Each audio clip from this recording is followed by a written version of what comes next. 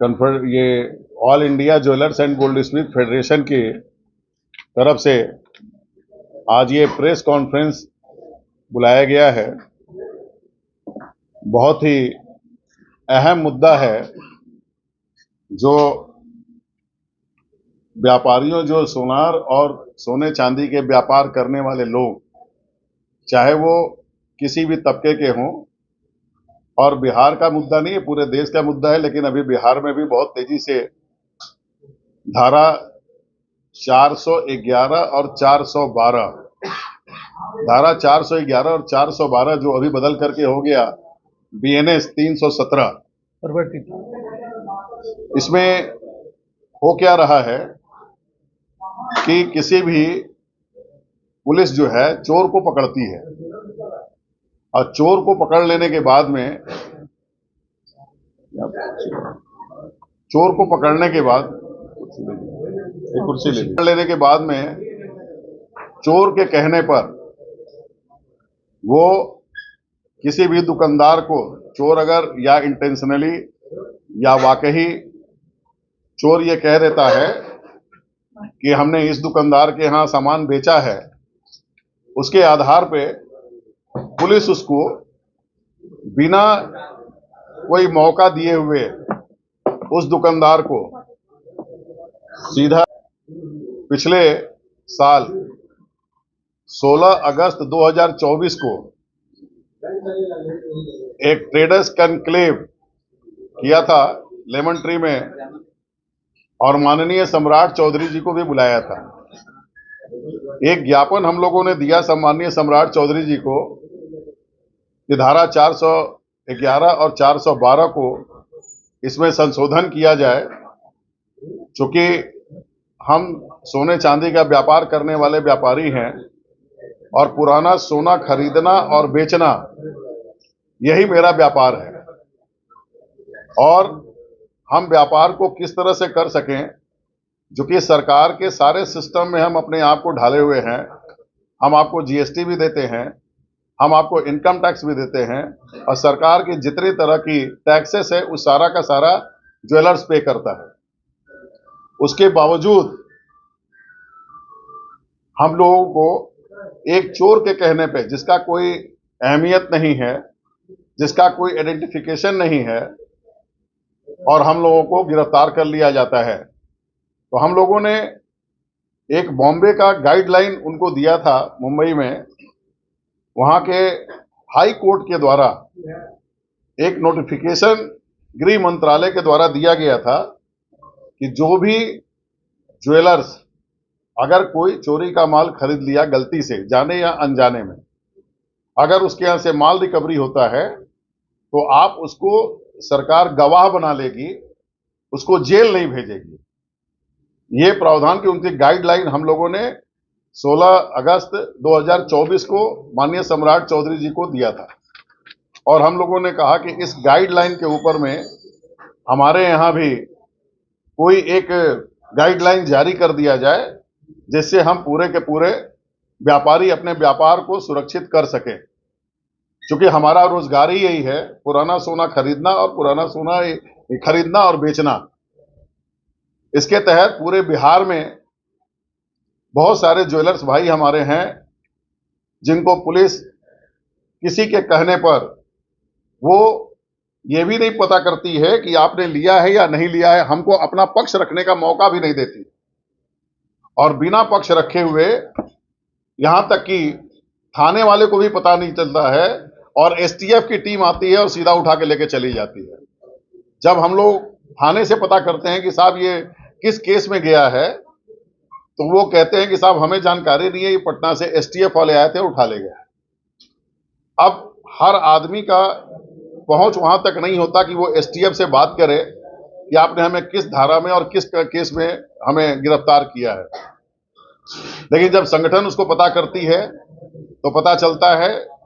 कि आप फला केस में, फला जगह पे, फला के चोर के कहने पर हम लोगों ने उठाया है, आप इस जगह के चोरी में इन्वॉल्व थे, जबकि ऐसा कहीं कुछ होता नहीं है। जितना ठीक है, हम मानते हैं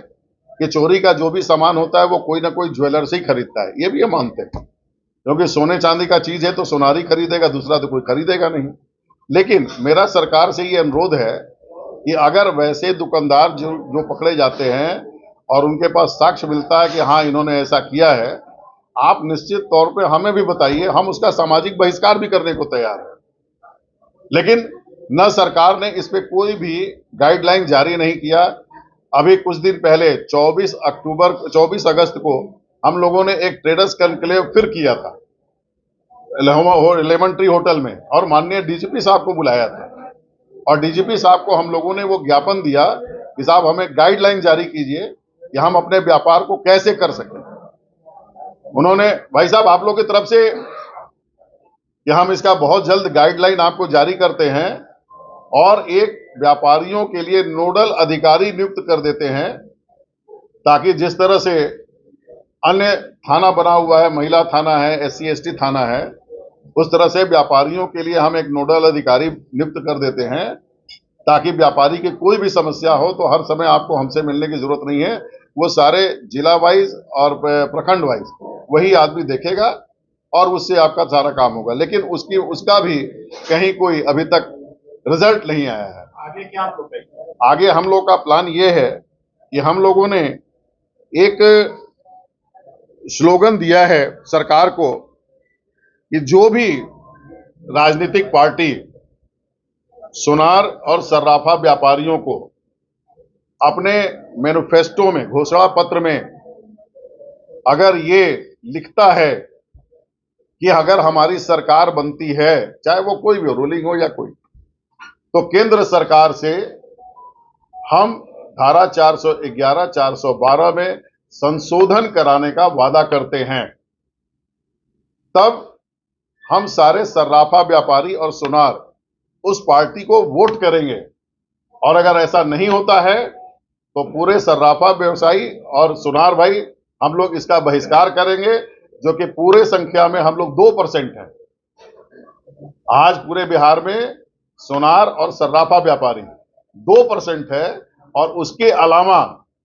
अगर हमारे स्टाफ और हमारे परिवार के अन्य लोग हो जाएंगे तो वो 4% होने में कोई दिक्कत नहीं होगी। तो आज आपके माध्यम से हम लोग सरकार को ये कहना चाह रहे हैं कि जैसे आपने धारा समय पड़ा तो धारा 370 में आपने उसमें बदलाव किया, आपने 3 तलाक में भी बदलाव किया, ये धारा 411, 412 अंग्रेज के जमाने का बना हुआ कानून है। आज इसकी डिमांड है कि इसमें भी बदलाव किया जाए। अगर ये सरकार बदलाव करती है तो बहुत अच्छा है, नहीं करती है तो उसके लिए हम लोग चुनाव का बहिष्कार करेंगे, और यही हमारा मेन आप लोगों के माध्यम से सरकार तक पहुंचाने का मकसद है। फोरम पे हैं कि हम लोग को आश्वासन नहीं चाहिए, हम अपने आप को, अपने व्यापार को कैसे सुरक्षित कर सकें, अपने आने वाले जनरेशन को हम कैसे सुरक्षित कर सकें, इसका जवाब हमें चाहिए। वरना कल हमारा जनरेशन ही हम ही से प्रश्न करेगा कि आप लोगों ने हमारे लिए क्या करके छोड़ा हुआ है। आज इसका नतीजा ये होता है कि जो बच्चा चुनाव के माध्यम से आपका, जी हाँ, चुनाव के माध्यम से, क्योंकि ऐसे तो सरकार सुनेगी नहीं, और इस समय में ही वो अगर सुनती है तो बहुत अच्छी बात है, नहीं तो बहिष्कार करने के लिए तुम लोग बैठे हुए हैं। किसी को वोट नहीं देंगे? नहीं, किसी की पार्टी को नहीं देंगे। क्यों देंगे? जो ये वादा करेगी उसी को आप लोग वोट देंगे। बिल्कुल बिल्कुल, और निश्चित तौर पे ऐसे भी पार्टी के साथ नहीं चले जाएंगे जो कहे, चूंकि उसको बहुमत मिलना नहीं है इसलिए वो कर नहीं पाएगा। ये भी तो नहीं कि जो बहुमत में है सरकार, वोट तो आप सरकार नहीं। बिल्कुल, इसीलिए तो उसके लिए खुला चैलेंज है ना, उसी के लिए तो मेन तरफ से है कि जिसका केंद्र में सरकार है, जो बिहार में अपनी सरकार बना सकता है या रूलिंग पार्टी में है, उसके लिए खास तौर से है। नहीं, हम किसी पार्टी का नाम नहीं लेना चाहते, ये आप कह सकते हैं। आप बखूबी हमसे बेहतर जानते हैं कि सरकार किसकी है। अगर आपको ये खबर अच्छी लगी तो चैनल को सब्सक्राइब करना नहीं भूलें और बेल आइकन जरूर दबाएं।